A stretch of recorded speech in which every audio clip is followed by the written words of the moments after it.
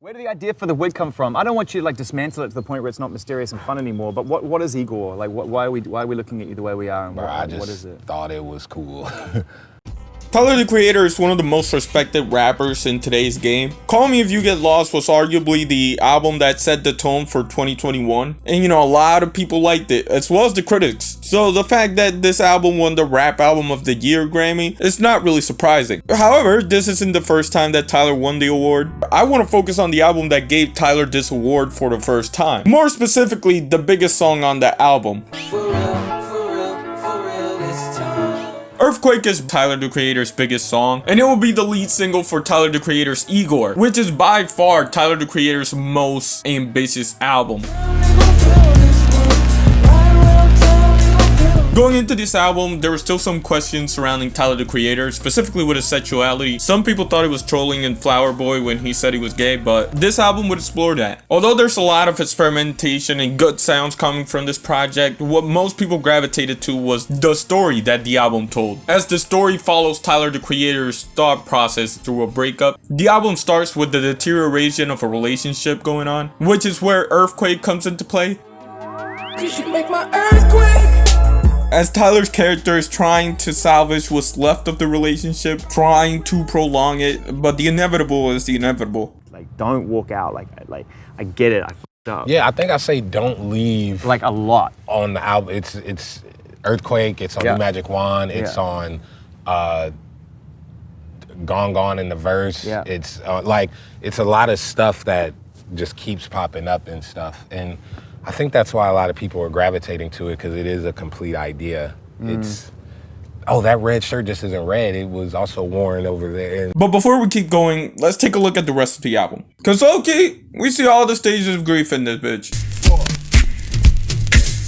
Denial almost immediately sets in on I Think, as Tyler tries to convince himself that, hey, we're in love though, haha, so like, let's not end it.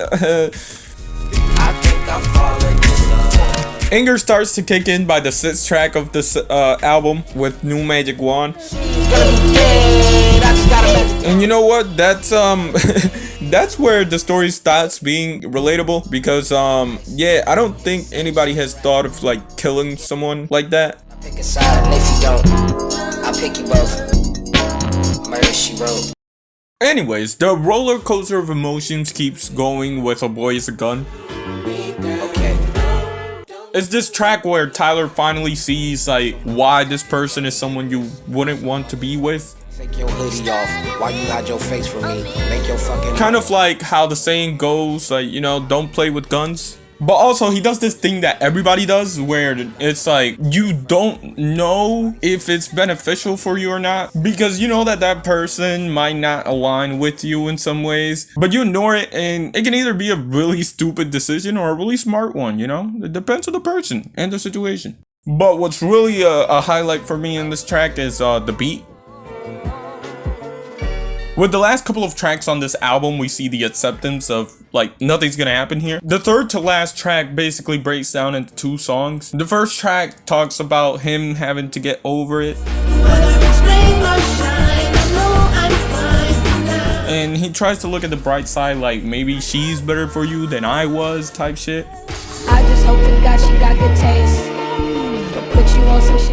You know, the coping mechanisms that one uses to get over this type of stuff. In the second half of the track, he reflects on the relationship and thanks the person for being a part of it. You know, real mature shit. The story resolves with the last track, Are We Still Friends? Are we still friends?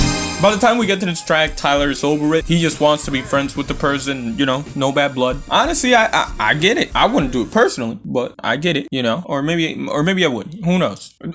Anyways, the story is highly relatable, and the reception that it got wasn't only because of the album. It was because of all this other things that surrounded it, with Tyler, the Creator, and his growth as an artist. But the reason why people were able to connect with it was because of the story. As for most people, at least one aspect of this album is relatable. If the part where he tries to kill people is the relatable part, I do wish that you take a look at yourself and kind of question where you're at in life and question your mentality, because that shit ain't normal. But every other part of the album is relatively normal. You know, you can either relate to the still wanting to be friends with a person even though you broke up, though wanting to stay in a relationship and trying to fix things even though they're not fixable at this point. I can see it from multiple sides, you know, Chanel type shit. And this album being as great as it was what allowed Earfquake to blow up the way that it did. And what makes the song as big as it is just